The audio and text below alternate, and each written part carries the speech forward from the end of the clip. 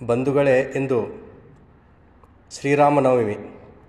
ಮಹಾವಿಷ್ಣು ಭಗವಾನನ ಅವತಾರವಾದಂತಹ ಶ್ರೀರಾಮಚಂದ್ರನ ಪಾದಾರವಿಂದಗಳಲ್ಲಿ ಶಿರಸಾಷ್ಟಾಂಗ ನಮಸ್ಕಾರವನ್ನು ಅರ್ಪಿಸಿ ತಮ್ಮೆಲ್ಲರಿಗೂ ವಂದನೆ ಮತ್ತು ಅಭಿನಂದನೆಗಳು.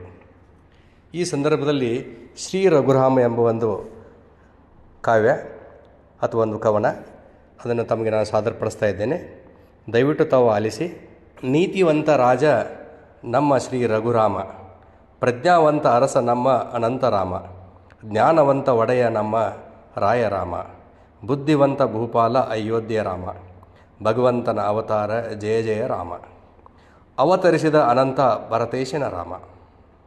ತಂದೆಯ ಪಿತೃವಚನ ಪಾಲಿಸಿ ಕಾಡಿಗೆ ತೆರಳಿದರು, ತನ್ನ ಅರಸೊತ್ತಿಗೆ ಸುಕಲ ಸಂಪತ್ತು ತ್ಯಜಿಸಿದರು, 14 ವರ್ಷಗಳ ವನವಾಸವನ್ನು ಅನುಭವಿಸಿದರು.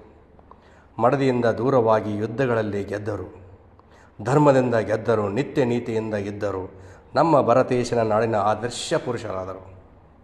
ಮಾತಿಗೆ ಎಂದೂ ತಪ್ಪಲಿಲ್ಲ ಸದಾ ನ್ಯಾಯವಾದಿ, ಪ್ರಜಾವಾಣಿಗೆ ಸದಾ ಸ್ಪಂದನೆ ತಪ್ಪಿಲ್ಲ ಲೋಕವಾದಿ, ಮಹಾರಾಣಿಗೆ ಪುನಃ ಕಾಡುವಾಸ ನಿಷ್ಠುರವಾದಿ, ರಾಜಕುಮಾರರ ಜನನ ಕಾಡಿನಲ್ಲಿ ಖಂಡಿತವಾದಿ, ಮಹಾರಾಜನಾದರೂ ಜೀವನದಲ್ಲಿ ಸರಳವಾದಿ, ಭರತೇಶನ ಭಗವಂತ ರಾಮ ತತ್ವಗಳ ಆದರ್ಶವಾದಿ.